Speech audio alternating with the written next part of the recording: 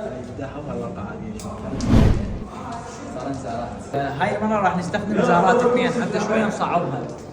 طبعا هنا المايك كان طافي وما ادري بيه، راح احكي لكم شنو صار. انطيته زارات 2 وقلت له اختار اي ارقام تريدين من الزارات، من فوق ومن جوا ومن الصفحة، واحفظهن وخليهن ببالك وبدون ماني اعرف. انا راح ادور وجهي وانت احفظ الارقام اللي طلع لك واجمعهن، فاكيد راح يطلع عندك ناتج.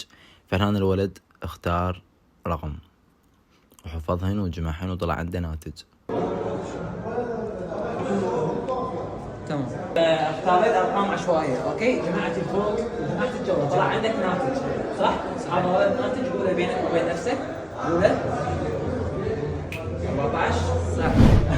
14 صحيح 14. قول ان شاء الله 14 فعلا بشير كلش قوي.